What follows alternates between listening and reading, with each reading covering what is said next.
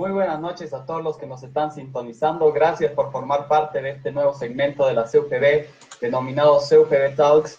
Muchísimas gracias a todos por estar aquí. Mientras se van conectando todos cada vez más a esta plataforma, voy a introducir a nuestro artífice de esta charla. Es licenciado en Comunicación Social, el magíster Javier Jordán, con una maestría en Educación Universitaria.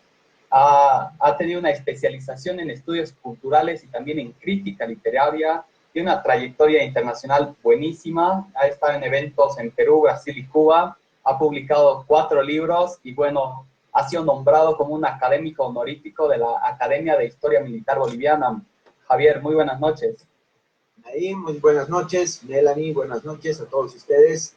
En primer lugar, una felicitación especial por este tipo de iniciativas que en estos momentos de crisis tan dramáticas que estamos viviendo, sin duda son una de las mejores alternativas que tenemos como sociedad para llevar adelante la cuarentena, y muy contento de estar acá. Buenísimo, Javier. Y sí, bueno, para dar inicio queremos decir que lo que vamos a tocar en esta pequeño conversatorio, charla, van a ser los desafíos culturales para encarar lo que viene después de la pandemia, tanto a nivel social como cultural. Y para eso, buenas noches, Melanie, gracias por ser coanfitriona. Muy buenas noches, es un agrado estar acá. Y bueno, evidentemente el coronavirus es un tema que se está dando a nivel mundial y se lo puede ver todos los días. Y evidentemente se lo ha tratado quizá en el ámbito económico y sanitario. Sin embargo, creo yo que se ha tratado muy poco este tema en el ámbito social, cultural, los impactos que va a tener, los efectos, qué se espera de la sociedad en este transcurso en el que nos estamos acomodando a este nuevo método y ritmo de vida. Javier, te escuchamos.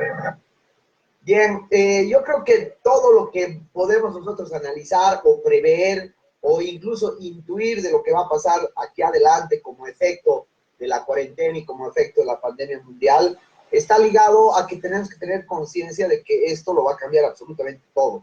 Nuestra vida ya no va a ser la misma en ninguna de nuestras facetas, en ninguna de nuestras áreas, ¿no? En el tema económico, por ejemplo, hay rubros que se van a fortalecer, como por ejemplo el rubro de la gastronomía, pero hay rubros que más bien van a entrar de crecimiento muy fregado, como el tema de la educación, por ejemplo, ¿no? Y eso va a afectar a que otros rubros, que son derivados también de esta situación, entren en una crisis tremenda. Y por eso yo les proponía como motivo de charla el impacto cultural y el impacto social. Por ejemplo, a partir de este momento, lo que tenga que ver con espectáculos, lo que tenga que ver con realizaciones de grandes conciertos, con ofertas, qué sé yo, presentaciones artísticas, eso sin lugar a dudas se va a ver muy afectado por un nuevo orden mundial en el cual la gente va a darle prioridad, digamos, a este miedo que se está generando en este momento del contagio, ¿no? Entonces, no sé, Nahin, no sé cómo quieres que llevemos adelante la conversación, si vamos haciendo pausas o prefieres que yo les hable un poco más de algunas cosas que tengo en la cabeza y que quisiera decirlas de manera directa. Buenísimo, Javi. Creo que es importante que inicies con un pequeño pitch de lo que ya habíamos conversado, para así poder dar inicio a una ronda de preguntas y más un tire y afloje entre ambos bandos. Perfecto. Yo estoy pensando, en realidad he estado estos últimos días dándole vuelta al asunto para ver cómo darle un enfoque que no le asuste mucho a la gente y que la gente no me condene un poco por lo que tengo que decir. Pero yo la verdad soy un poco pesimista frente a esta realidad, porque creo que estamos asumiendo muy mal la pandemia. Como sociedad en general, no en Bolivia, sino en general, estamos llevando adelante un proceso en el cual la obsesión por nuestra salud, la obsesión por el bienestar y el miedo profundo al contagio está afectando a toda nuestra condición humana como tal. Creo que los gobiernos, el poder, creo que de alguna manera, ¿no?, están generando las condiciones como para tener una sociedad que se sienta segura encerrada, una sociedad que se sienta segura sin tocarse, que evite el contacto y por tanto una sociedad callada. Entonces, por ahí pasa mi primera preocupación. Creo que nuestra obsesión en el mundo actual por esta pandemia que estamos viviendo, por esta obsesión en este mundo contemporáneo, en este momento de globalización, donde vemos que cada uno de nosotros está viviendo el despertar, digamos, de un miedo hacia encontrarse con el otro, miedo a la realidad, miedo a salir de tu casa, miedo a contagiarte. Eso nos va a llevar a que nuestras relaciones humanas carezcan de una fortaleza suficiente como para llevar adelante lo que viene, ¿no?, de manera conjunta. Vamos a tener que entrar nomás en un plano de un individualismo mucho más frenético que el que vivimos ahora, y esa es mi primera, digamos, mi primer temor. Es lo primero que yo percibo que puede salirnos muy mal con las consecuencias de esta pandemia. Segundo, y ya en el tema específico que quisiera plantear acá a ustedes, a manera de plantear temas del debate, por supuesto que no es la primera vez que la humanidad está enfrentando un fenómeno de esta naturaleza, pero comparemos con un fenómeno que ha sido tan marcado como este, que es el fenómeno de la peste negra, un fenómeno que después de arrasar con un gran porcentaje de la población europea, su consecuencia más inmediata ha sido el renacimiento. O sea, la consecuencia de esa peste ha sido una reconfiguración del plano económico. Hemos pasado de una sociedad agraria basada en el poder de la tierra a una sociedad donde el comercio ha renacido prácticamente de las cenizas. Al renacer el comercio, han renacido las ciudades. Al renacer las ciudades, ha renacido, digamos, una nueva estructura de poder donde la tradicional iglesia y la tradicional nobleza van a tener que chocar fuerzas ahora con una clase emergente que es la burguesía, que va a reacomodar toda la situación política, y con eso viene el fenómeno más importante, el surgimiento de las universidades. Y con el surgimiento de las universidades, el nivel de crítica social que se va a plantear para que el poder tradicional entre en un desprestigio y por tanto se reconfigure toda la cultura y tengamos el momento más brillante de la creación humana, ¿no es cierto? Yo veo con preocupación que esa situación más bien ahora es a la inversa. Veo que los gobiernos, si ustedes se fijan en el último escándalo del Facebook, ¿no?, los artistas han pedido del gobierno un apoyo, tratándose de personas que no tienen un ingreso fijo, y el gobierno les ha dado una bolsa de galletas y una oriental, creo, ¿no es cierto? Como una especie de desprecio hacia el arte, como una especie de desprecio hacia la cultura. Ese momento no es solamente, digamos, la típica o el típico olvido que hace el estado de la cultura en Bolivia, sino que está dando a nivel prácticamente global. A título de priorizar la medicina, de priorizar la salud, o a título de priorizar la inversión en aspectos muy importantes de la economía, se está descuidando la cultura. Y eso es lo terrible, queridos chicos, porque quiero que piensen en eso. ¿Qué estás haciendo, Melanie? ¿Qué estás haciendo, Naim, tú, para sobrellevar adelante la cuarentena? ¿Cómo estamos viviendo los ciudadanos? ¿A qué nos estamos dedicando? Los ciudadanos, ¿saben qué estamos haciendo? Estamos buscando desesperadamente conciertos de nuestros amigos. Estamos buscando artistas que se proyecten a través de este tipo de plataformas. Los ciudadanos están buscando desesperadamente, ¿no?, en los canales de streaming, ponerse al día en sus series, ponerse al día en sus películas, ponerse al día en aquello que no han visto todavía. Los ciudadanos están desesperadamente buscando libros, están desesperadamente buscando talleres, este tipo de eventos. Están desesperadamente buscando o pasando cursos a través de este tipo de cosas. Están dedicándose a la gastronomía, están descubriendo aquello que nos hace humanos. La cultura nos está salvando. O sea, todas las actividades artísticas y culturales nos están salvando de la locura del encierro. Es la cultura la que nos está permitiendo sobrevivir en este momento tan complejo. Y es paradójico que ningún Estado sea capaz o tenga la lucidez de ver aquello. Entonces, lo que yo veo es que precisamente las consecuencias de una situación que le estamos llevando, si quieren ustedes, desde una manera tan miope para prever el papel que juega la cultura en nuestra sociedad, van a llevar a que precisamente la cultura sea uno de los rubros que más se descuiden y por tanto que haya un declive social, ¿no? Esos son algunos de los aspectos que quería plantear ahí de principio. Por lo tanto, les dejo a ustedes para ver si podemos profundizar en algo, si tomamos algún tema en específico. Buenísimo, Javier. Bueno, con el primer punto, que es lo que más, uno de los que más te aflige, a mí me surge el término de autoritarismo. ¿Crees que estamos entrando en una etapa autoritaria en donde estamos perdiendo nosotros como ciudadanos también nuestros derechos o nuestra libre expresión o accionar? Por supuesto, creo que tu pregunta es fundamental, pero creo que también hay que verla desde un punto de vista autocrítico, diría yo. ¿Qué pasa? Es lógico que todo gobierno sienta la tentación de imponer medidas de tipo arbitrarias, que sienta la tentación de imponer medidas que coartan la libertad del individuo, que se sienta en la predisposición de actuar unilateralmente sin consultar a las instancias correspondientes. Eso está pasando evidentemente. Pero está pasando también, y eso ya mucho antes de la pandemia, que nosotros como ciudadanos, a título del concepto y del rótulo de seguridad, estamos dejando que los gobiernos nos atropellen. Estamos renunciando así de facilito a nuestras libertades. Estamos renunciando así de facilito a nuestros derechos como ciudadanos, al derecho a nuestra vida privada, al derecho a nuestra capacidad para opinar, para expresarnos, al derecho a nuestra libre circulación, ¿no? Yo no digo que no sea prudente cuidarse en determinado punto, pero no podemos convertir esto en una obsesión. No podemos nosotros renunciar a un hecho mínimo que es la civilidad por un miedo de una cosa que todavía ni siquiera los expertos saben cómo se va a desarrollar. Es decir, hay una paranoia ciudadana.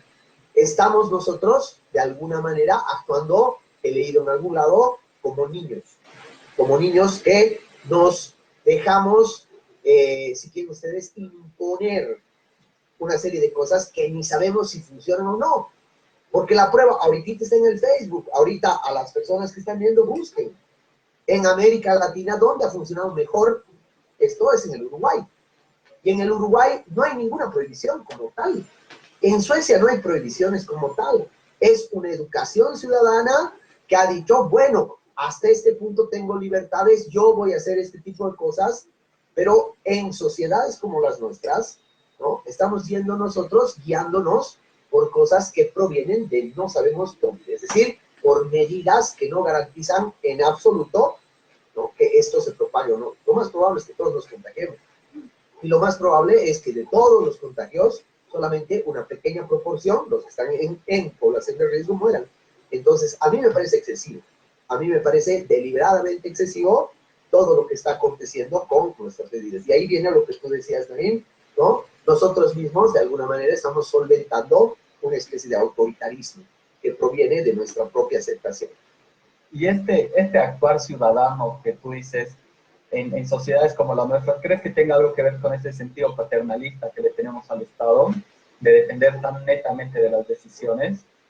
Sí, y tiene que ver también con una historia de Bolivia donde nos gustan nuestros héroes y nuestros líderes, ¿no? Nos gusta estar detrás de nuestros líderes, no nos gusta la persona que nos propone proyectos, nos gusta la persona que se acerque, que nos abrace, que le podamos tocar, que lo podamos abrazar, que nos podamos hacer selfie, porque es de nosotros. Y ese sentido es absolutamente paternalista, no porque el político te trata como a tonto, sino porque tú te comportas como tonto frente al sentido de autoridad, al sentido de caudillismo, al sentido del líder. Entonces, tienes toda la razón del mundo, yo coincido. O sea, estamos viviendo las consecuencias de ser una sociedad que no piensa a futuro, o sea, no establece su medida de lo político hacia proyectos futuros, sino hacia el actual liderazgo de un líder determinado. Totalmente, yo creo que estamos en una situación en la que como país, quizás si se puede decir subdesarrollado, estamos copiando quizás las medidas de ciertos países o potencias que sí han tomado estas medidas de riesgo. Sin embargo, no somos un país todavía que se sienta, se cuestiona hasta dónde podemos ir, hasta dónde no, qué es realmente lo que está dentro de lo científico que se ha dicho y de lo que se puede evitar o se puede tomar medidas de riesgo, pero sin directamente aplicar todo lo que se ha dictado en los demás países. como por ejemplo Uruguay, que tú lo mencionaste. Sí, Mela, porque mira, o sea, es lógico, está demostrado que la cuarentena siempre funciona como mecanismo de control. ¿Por qué? Porque obviamente nadie se ve, ¿no? Entonces, las posibilidades de contagio disminuyen, evidentemente. Pero si nosotros fuéramos un país con una visión clara de lo que queremos, hubiéramos utilizado esta cuarentena para potenciar el sistema de salud, ¿no es cierto? Y para evitar que ese sistema de salud colapse. Pero fíjense lo que está pasando con los respiradores, fíjense con lo que están diciendo los médicos, fíjense con lo que ha pasado durante todo este tiempo que hemos estado en cuarentena, va a colapsar igual. O sea, no ha servido para preparar nada. Entonces, ¿qué va a ocurrir? ¿Qué va a ocurrir? Que cuando acabe la cuarentena, que va a acabar, porque ya es insostenible, va a ser sálvese quien pueda. Y va a ser sálvese quien pueda a la mala, ¿no es cierto? Porque no hay disciplina ciudadana, porque hay muchísima realidad de gente que tiene que trabajar y por lo tanto prefieren morirse del coronavirus a morirse de hambre. Eso no hemos previsto nosotros. Por lo tanto, el gobierno con esto nos ha llevado básicamente a que se convierta en The Walking Dead, ¿no? Vamos a estar aquí bajo un peligro latente. No digo que va a ocurrir, pero digo que es un peligro y es una advertencia que tenemos que tomar en cuenta, porque no se ha utilizado la cuarentena para subsanar el problema más importante. Javier. Y bueno, a mí se me viene a la mente, y en estos días con todo lo que ha ocurrido, se me viene ese concepto de que el hombre es el lobo del hombre. En todo este tiempo que vemos que han apedreado a los médicos, que han bloqueado cara a cara, el sobreprecio en los respiradores, o sea, realmente nosotros como seres humanos somos enemigos de nosotros mismos. Sí, en el caso particular de nuestra realidad, creo que hay que tomar en cuenta que fuera de esa condición humana que es innata, que ya muchos autores lo han visto, creo que también hay que tomar en cuenta que estamos viviendo un contexto político muy difícil, ¿no? Acabamos de salir de una crisis tremenda de hace mesecitos, en octubre y noviembre, y el país sigue polarizado, ¿no es cierto? Entonces, era lógico prever también que todo esto se utilizara con fines políticos especiales, con fines políticos particulares, y conocemos cómo actúan las distintas porciones políticas en nuestro país. Entonces, yo no tengo por qué sorprenderme, digamos, era previsible que pasara esto. Lo que hay que sorprenderse es cómo, digamos, no se han tomado las medidas o cómo de alguna manera no se ha buscado una negociación para eso. Pero lo que pasa en el país es chacota. Es una chacota brutal que está poniendo en riesgo la salud del ciudadano que inocentemente cree que estando en su casa va a controlar todo. Entonces hay una desesperación total. Porque como he leído en varios posts de muchos amigos, de muchas personas que están reflexionando sobre esto, entonces hay ese sentimiento de que una persona está guardando la cuarentena en su casita, se está prohibiendo de muchas cosas, entre ellas de trabajar, y que cualquiera haga lo que quiera, entonces eso provoca una reacción. Y dices, entonces yo también. Entonces no hay orden, ¿no? Hay una cuestión que más allá de lo que tú dices, Naim, ¿no? De esa idea de que el hombre es así por naturaleza, es una realidad política que vivimos nosotros y es una realidad socioeconómica que vivimos, ¿no?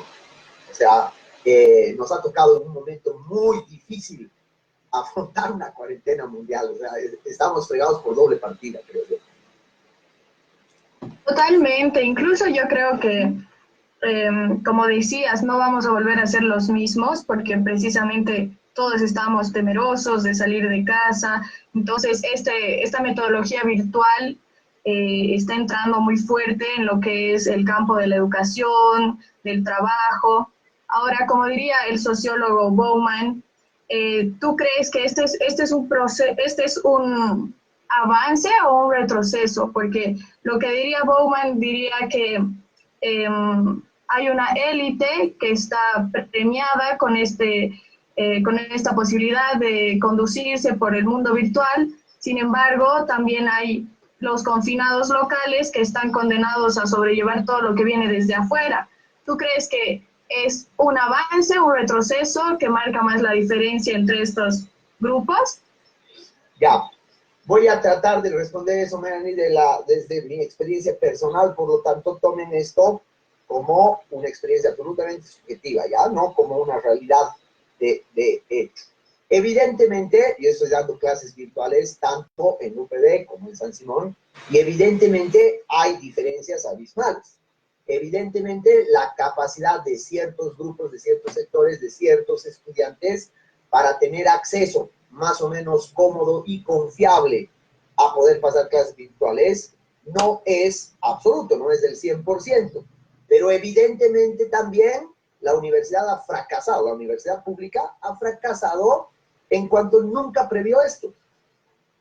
Nunca previó ni tomó medidas para garantizar que en cualquier punto, como ya se veía venir hace años, no solo por una pandemia, sino por el peso mismo de las transformaciones globalizadas que estamos viviendo, ¿no? Garantizar que las clases virtuales se hagan efectivas.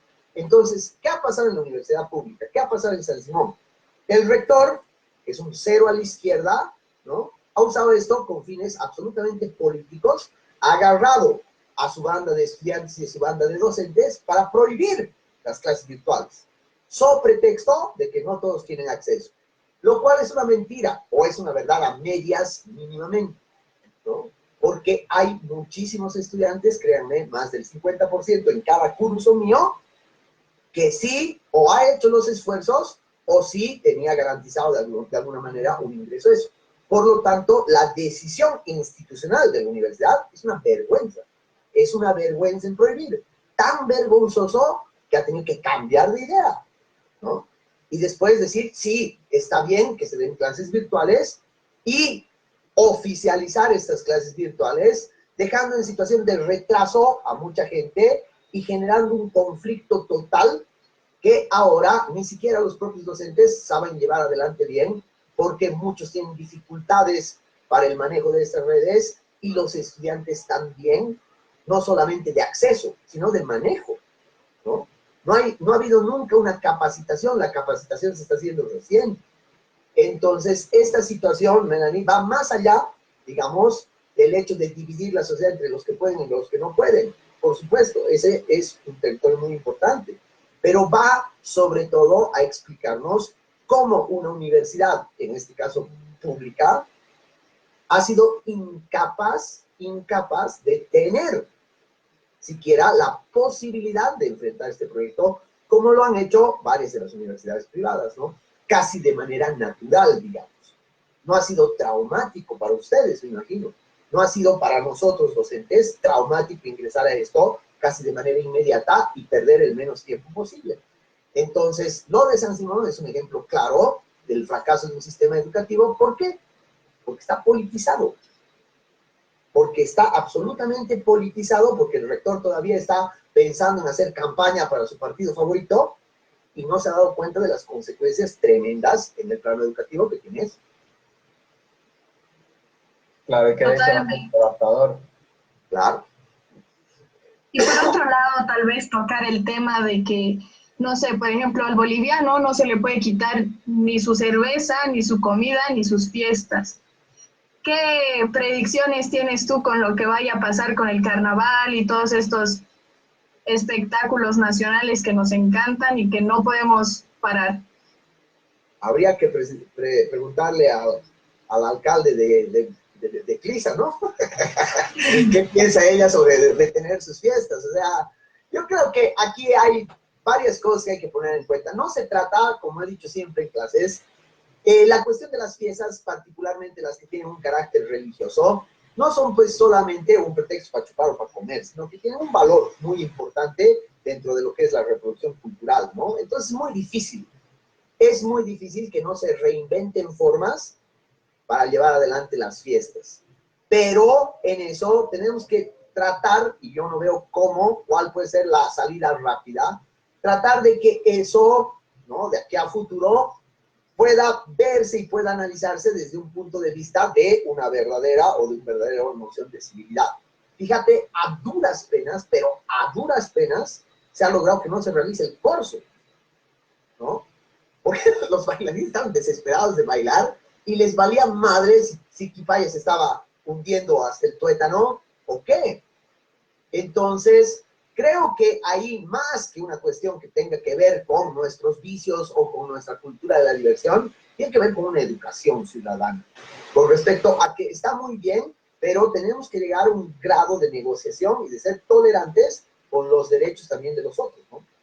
Y eso está difícil, entonces yo creo, Melanie, ¿no? Que a futuro eso es lo de menos pensar. Yo creo que más importante va a ser que nosotros nos concentremos a establecer una conducta de vida de aquí en más que ya no pase por esta paranoia que estamos viviendo, que sea un poco más ligada a cierto sentido de responsabilidad, y entonces para eso se necesita muchísima inversión en campañas de educación, se necesita muchísima información, se necesitan muchísimos protocolos de seguridad, se necesita sobre todo abrir la mente a la gente y decirle, a ver señora, no es tan grave el asunto, pero tampoco es tan chistoso, ¿no?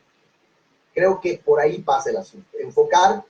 Con eso termino, enfocar unas verdaderas políticas culturales y políticas educativas frente a lo que va a pasar después del apocalipsis, ¿no?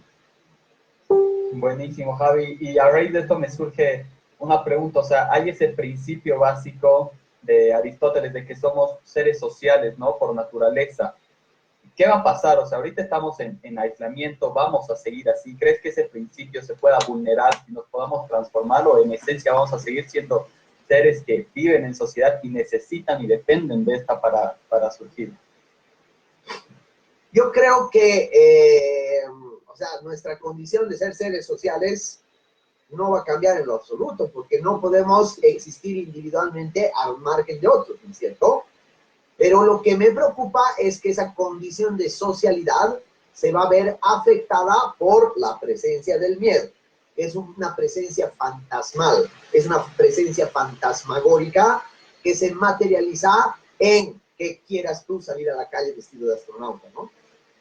Con guantes, con pasos y demás. O sea, en que evites el contacto, que evites la verdadera socialización.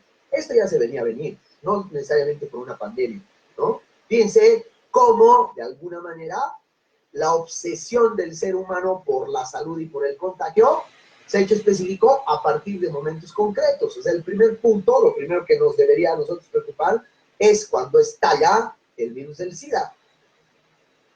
Susan Sontag, una gran pensadora, analiza esto, ¿no? Ella tiene un bellísimo libro que se llama La enfermedad y sus metáforas. Les voy a dar el tiempito para contarles un poco porque me parece que es un punto de reflexión muy bonito. Ella, gran pensadora, gran intelectual, muy reconocida, le da cáncer. En el momento en que ella dice, tengo cáncer, la gente se le escapó. La han mirado con pena, han evitado el contacto cada que la visitaban. Si la visitaban, evitaban tocar el tema. El trato hacia ella era distinto completamente, un trato absolutamente paternalista, porque en el fondo, aunque sabemos que no es así, en el fondo tú te proyectas en el enfermo y dices, ojalá nunca me pase. Y por lo tanto, marcas una barrera y dices, me puede contagiar.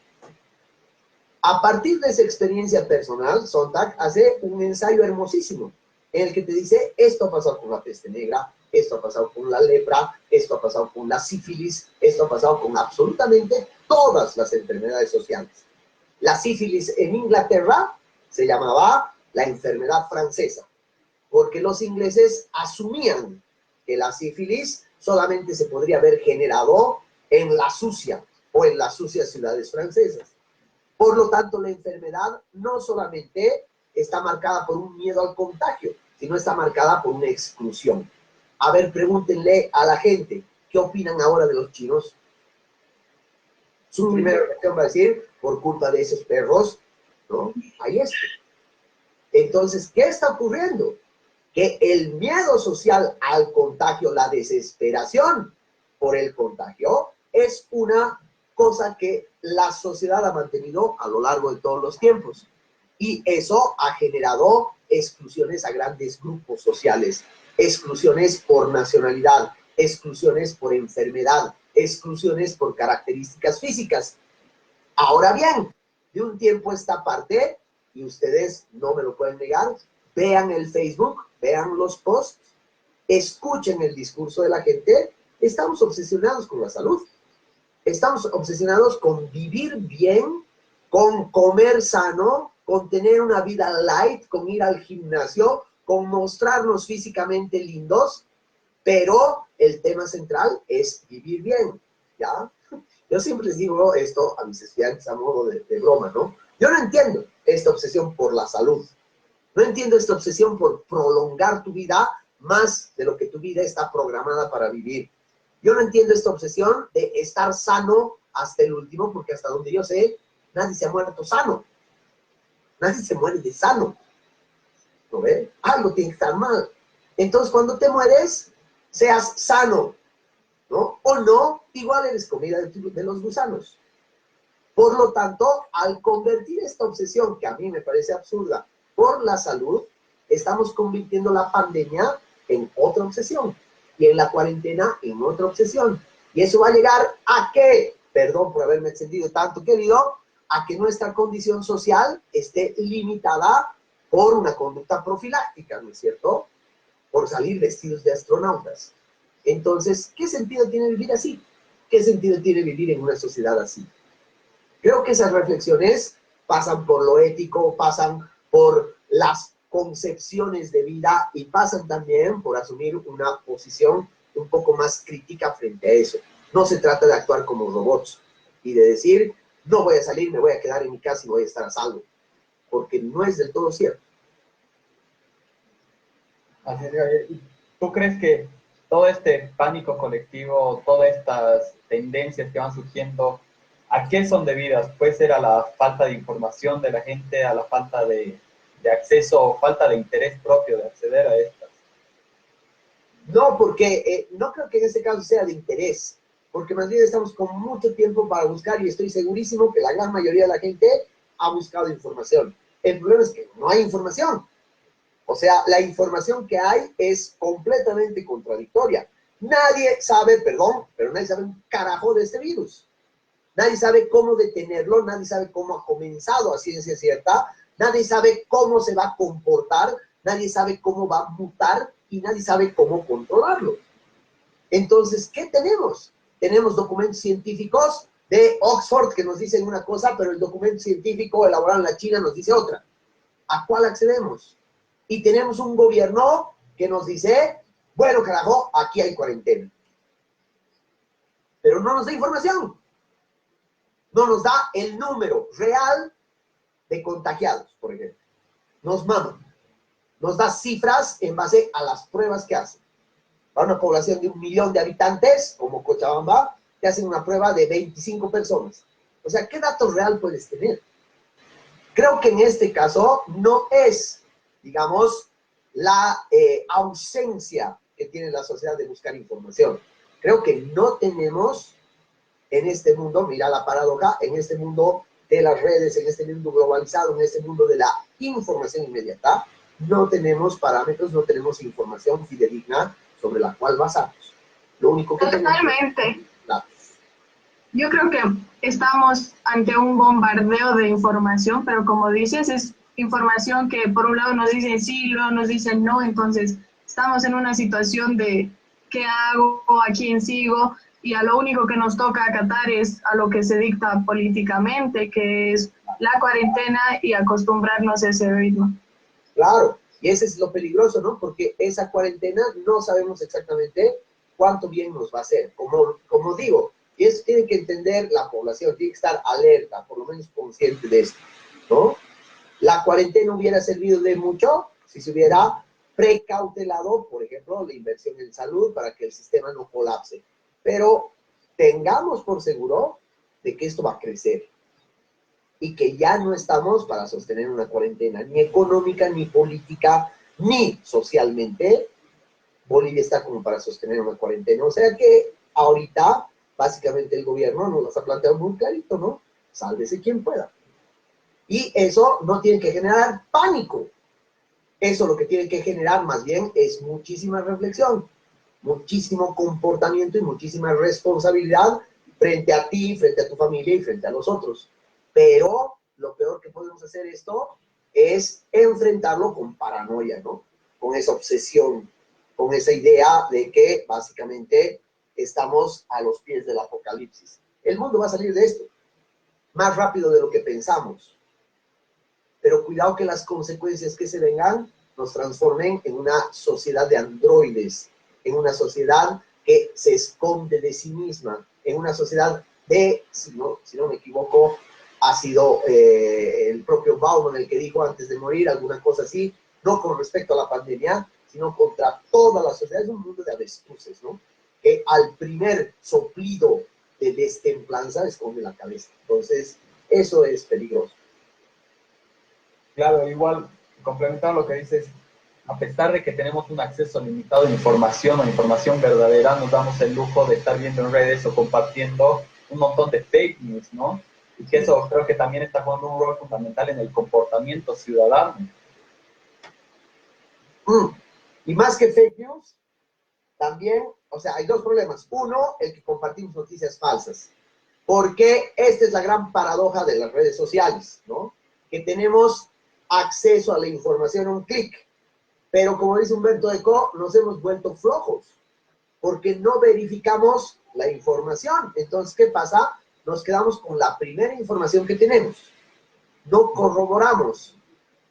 Entonces, eso ninguna instancia competente te enseña. No te enseñan en el colegio desde niño o desde el bachillerato, no te enseñan tus profesores, no te enseñan nada a tener la responsabilidad contigo mismo de buscar información fidedigna, ¿no?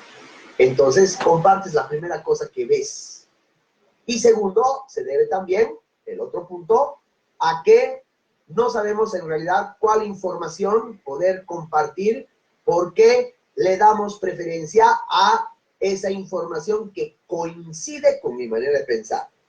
Entonces, ¿qué pasa? Si yo soy una persona que está segura que la cuarentena es la solución a esto, cuando yo leo una información que dice la cuarentena es la solución, me confirmo y digo, ahí está, ¿ves?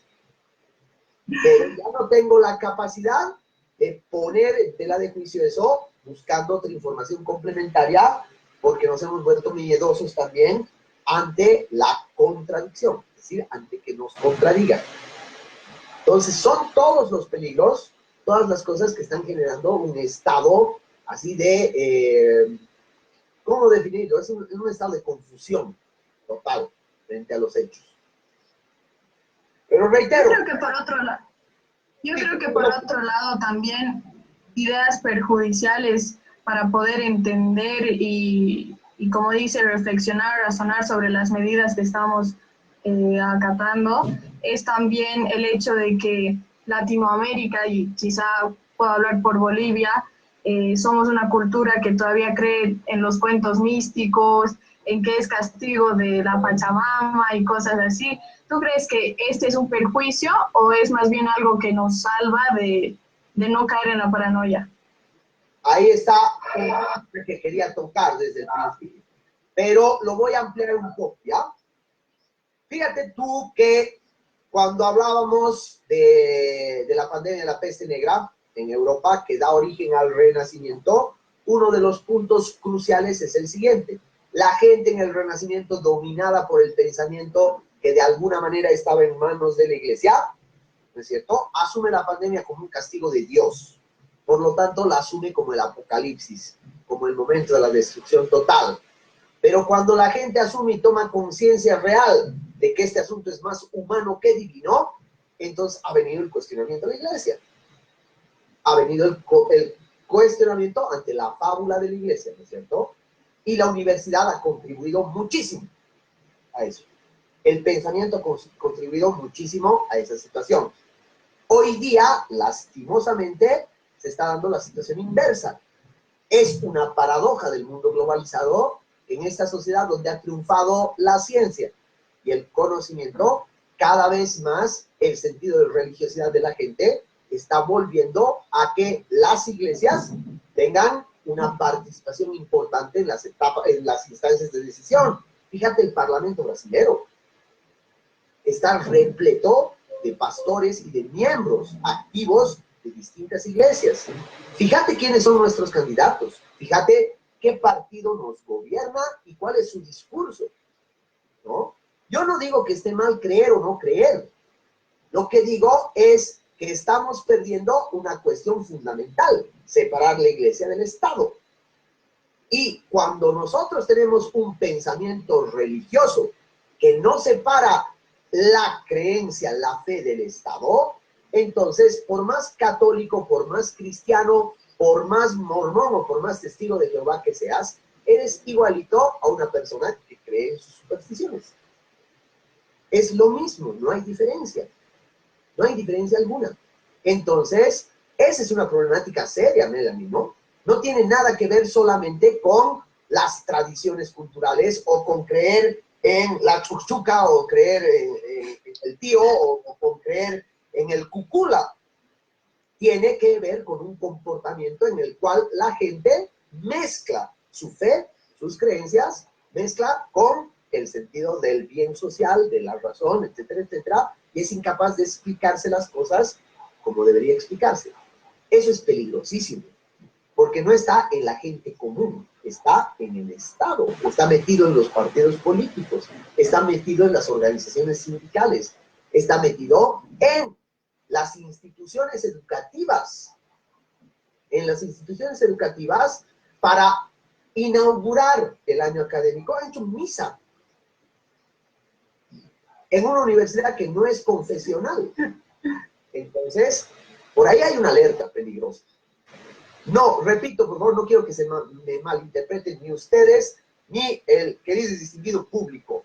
No tengo nada en contra del creyente, pero sí creo que nuestra fe no tiene por qué intervenir en las decisiones que tomemos dentro de un Estado de Derecho y dentro de un Estado que garantice libertades. No, pero lo curioso es que dentro de este Estado de Derecho que supuestamente tenemos garantizados, también se utiliza esta de la herramienta religiosa, mitológica o de cualquier pensamiento como un paliativo social, ¿no? Para también mantener hasta la misma cuarentena. O sea, cuando estábamos en Semana Santa, el helicóptero que pasaba tirando agua bendita, ¿no? Entonces también es una herramienta de mantener a la gente con fe encerrada. No, y seguramente en el momento que pasaba el helicóptero hay mucha gente que ha salido a su jardín y ha dicho, por favor, no siga bien, Dios mío. Y está bien, tiene todo el derecho, ¿no es cierto? O sea, está muy bien, yo no tengo nada en contra de eso. Pero hay unas cosas que tienes que tomar en cuenta. Está muy bien que la gente tenga ese sentido, pero está muy mal que el Estado gaste plata en eso. Está muy mal, ¿no? Así como está muy mal que el Estado gaste plata en respiradores que no sirven, también está muy mal, pues, que gaste plata en un vuelo que cuesta millones para repartir agua bendita como si fueran bombas de napalm, que nos van a salvar. No está bien, no está bien. Eso es entrar a un territorio donde la razón ya no está funcionando bien, creo yo. Gaby, claro, y yo comparto contigo que Iglesia y Estado son entes totalmente distintos y no tendrían por qué vincularse, pero tomando en cuenta también un poquito la sociedad boliviana, donde predominantemente es creyente católica, entonces el deber de un Estado también es precautelar por la integridad hasta psicológica, mental, no sé, de sus mismos habitantes. Si la cuarentena los está enloqueciendo, tener acciones como esa de invertir 5,000, 10,000, no sé cuántos dólares en que ese helicóptero vuele y le va a dar salud mental, digamos, a una cantidad considerable de la población, también tendría que ser objeto de, no juzgar, pero o sea, también tendría que estar cuestionado. Claro, o sea, porque yo estoy totalmente en contra, pero al mismo tiempo digo, es una herramienta eficaz de mantener a la gente por lo menos más tranquila y es parte de, yo creo, inversión en salud mental. Ya, hermano, imagínate que tú haces tu casa, has conseguido al fin tu primer $1,000,000 y tienes plata para hacerte tu casa. Entonces, contratas a un arquitecto para que te haga el diseño de tu casa, a los albañiles para que te construyan la casa, y cuando se termina la casa, viene el arquitecto y dice, reza por favor que Dios te ayude a que no se caiga. ¿Cómo tú juzgarías la acción de ese arquitecto? ¿Me entiendes? Lo mismo, exactamente lo mismo, no puede ser el Estado. El Estado no te puede decir, oremos. El Estado no te puede decir, a ver, hagamos ayuno, como ha dicho la autoridad esa que estaba presa, ¿no? Hagamos ayuno y pidamos perdón por nuestros pecados, porque esa es la solución. Eso, hermano, es irresponsabilidad. Eso no es ir en función de los intereses de una mayoría católica. Eso, discúlpenme, es mamar. Eso es tener un sentido absolutamente antiético de la función que tienen que cumplir ellos. A ellos nadie los ha elegido como guías morales. Por lo tanto, no tienen ni la autoridad, ni tienen el derecho de ofrecer ritos religiosos o de ofrecer soluciones religiosas a algo que es completamente, en este caso, científico y médico. Entonces, por ahí va mi observación, Naim.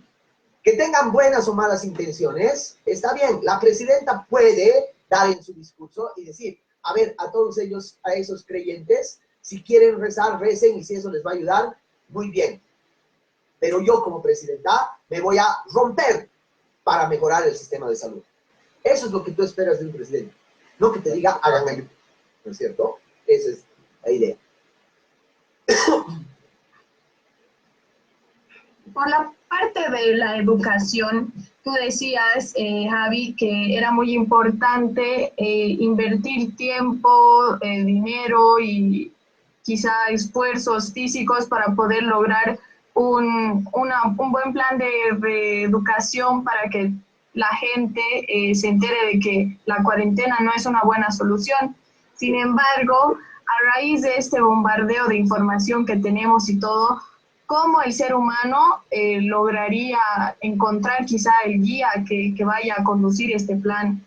Ya que hay muchos que jalan, ¿no? Es muy difícil, yo creo, encontrar un punto de organización en el que uno diga, vamos a seguir este plan.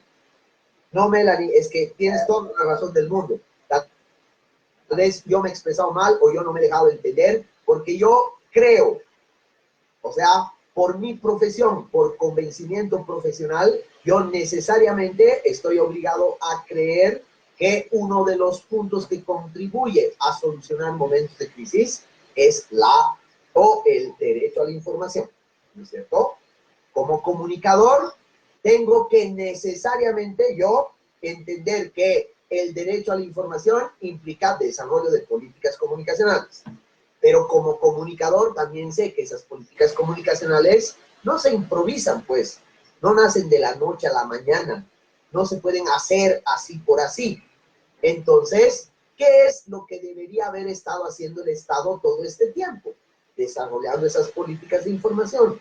Pero ya no de la información, según cómo nos las cuentan, en decir, miren qué bonito soy y qué estoy haciendo. Eso es propaganda pura.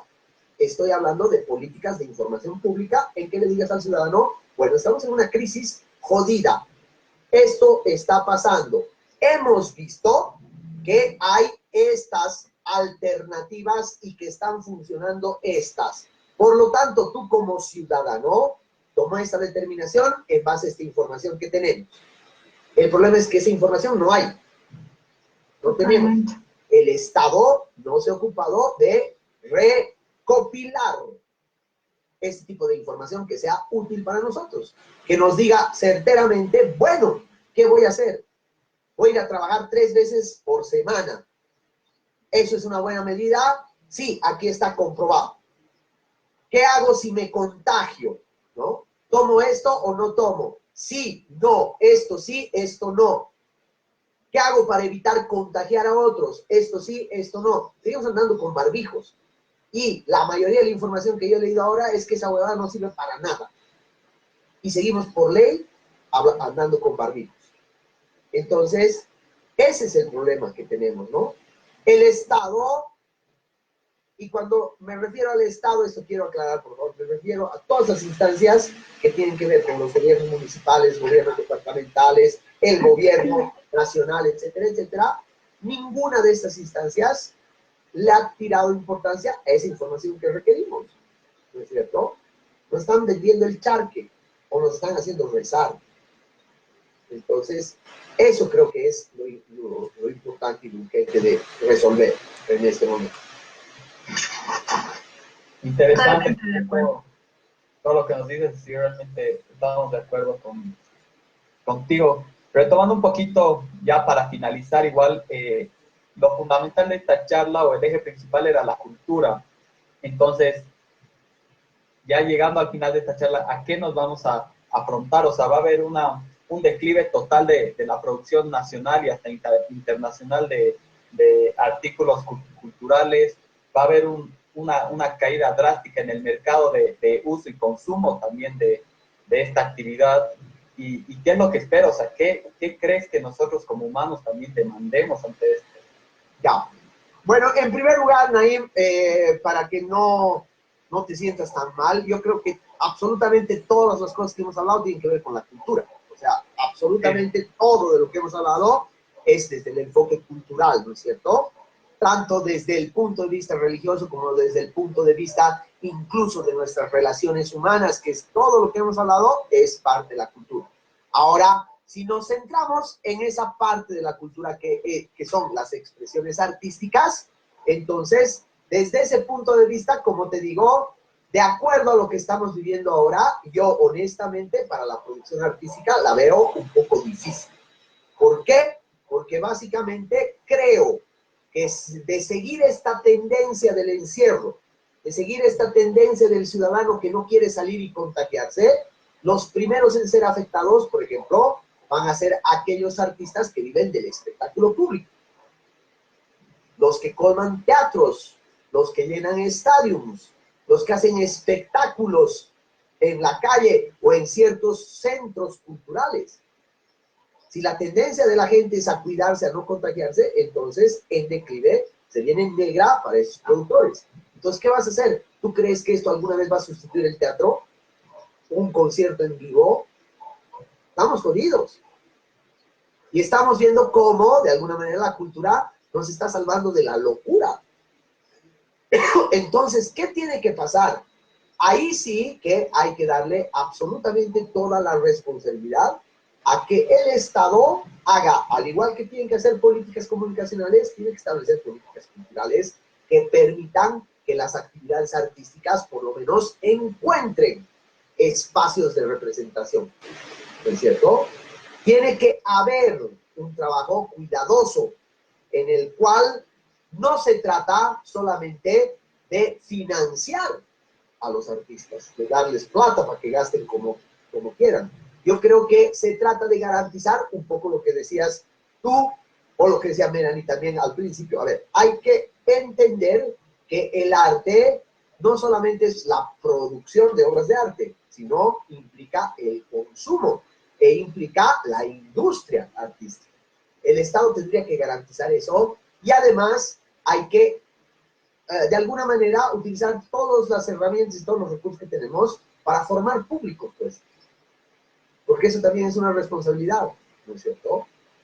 Entonces, creo que más bien ahorita, la famosísima, tan deseada, tan añorada, es la mujer más deseada del mundo en Bolivia, se llama la famosa Ley de Culturas, que durante 14 años, el señor que está en Buenos Aires nos ha dicho, no, nunca vamos a hacer aprobar esto, mientras no me coronen. Entonces, ahora es el momento de que esa Ley de Culturas se ponga en la palestra pública y nosotros como ciudadanos que no somos artistas, estamos en la obligación ética de fomentar eso, porque se los debemos, chicos. Porque una vez más, perdón si soy insistente, de esta pandemia a mí me está salvando el arte, me está salvando las expresiones culturales y se los debo. Entonces creo que como ciudadanos tenemos que apuntar a esto, ¿no? A una responsabilidad que tenemos todos frente a las expresiones artísticas y culturales. Sí, estoy muy de acuerdo contigo, Javi, y especialmente en un punto en el que quizá la producción del arte ahora se está viendo afectada, pero lo que más se está viendo afectado es el consumo. Si bien la gente ahora puede tener nuevas formas de crear arte a través de lo virtual, porque siempre se nos ocurren cosas a los seres humanos, el consumo no es el mismo, o sea, no es lo mismo ver un concierto virtual a realmente estar ahí y apreciar todo. Y creo que si bien esto ha traído una caída para el arte, también ha traído avances en el sentido de que, por ejemplo, muchos zoológicos han terminado soltando a los animalitos porque no había este consumo que dices, esta importancia del consumo. Entonces yo creo que el problema del arte no está en la producción, está en el consumo. Y si bien ha traído malas cosas, también ha traído buenas cosas, como lo de los animales, creo yo. Además, Melanie, que tú por la experiencia que tienes en el deporte también forma parte de la cultura, ¿no es cierto? Entonces, eso también va a afectar a los espectáculos deportivos, va a afectar a todo. Entonces, el consumo significa garantizarle al ciudadano aquellos espacios en los cuales puede ejercer un derecho fundamental, el derecho al ocio, el derecho al entretenimiento, el derecho a, si quieren ustedes, el regocijo frente a lo que no es el tiempo laboral. Entonces, todo eso son preocupaciones que no vamos a poder nosotros resolver achacándole al Estado esto, sino que como ciudadanos tenemos que apoyar y sobre todo presionar para que se lleven adelante. Eso. Y muy cierto. Bueno, creo que nos llevamos dos conceptos súper importantes, por lo menos yo me llevo dos súper importantes. Uno, que el arte y la cultura nos ha salvado de la locura, y dos, de que en cierto modo hemos caído como en una sociedad del miedo, que me hace recuerdo a número 84, y que creo que tenemos que ver la forma de salir de esto y también nutrirnos nosotros más a partir de esa información que, a pesar de ser escasa, pero que la tenemos ahí al acceso desde nuestras casas. Así es, Naim. Yo te agradezco, Melanie, les agradezco muchísimos a todo el equipo que está haciendo parte de este tipo de cosas. Están viendo ustedes, hemos podido proporcionar al menos una hora de una actividad absolutamente productiva a la gente, ¿no? Y esto es parte de la cultura, esto es parte de lo que nos espera, esto es un desafío, o sea que considero que lo que están haciendo es de una gran responsabilidad social.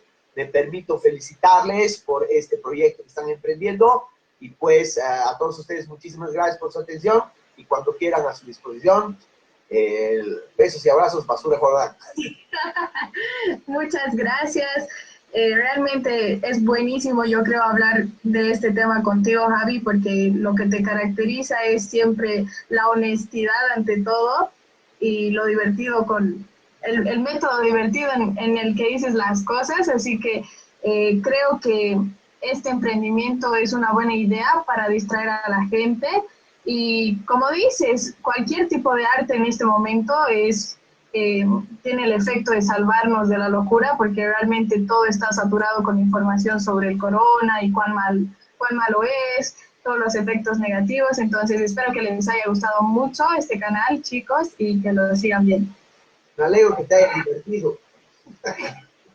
Como siempre, pues hablábamos con el equipo que una hora contigo es como aire, o sea, pasa volando, así que muchísimas gracias a todos los que se han tomado el tiempo de conectarse. Igual este capítulo va a estar en las redes sociales ahí colgado, y esperamos contar con todos ustedes, con la audiencia y todo el staff que está detrás de esto, a partir de la próxima semana con nuevos invitados, y va a ser un gusto igual tenerte con otro tema, Javi, de aquí en un par de semanas para ver la evolución justamente de esta pandemia que es tan incierta. Con todo gusto, chicos. Un gran abrazo y saludos a todos. Chao, chicos, muchísimas gracias. Gracias a todos los que hacen realidad esto, a todos los que trabajan atrás de nosotros, del staff, que se encargan de todo lo logístico. Así que, chao, chicos, gracias. Gracias, besos, se cuidan y se lavan las manos. Chao, chicos, gracias.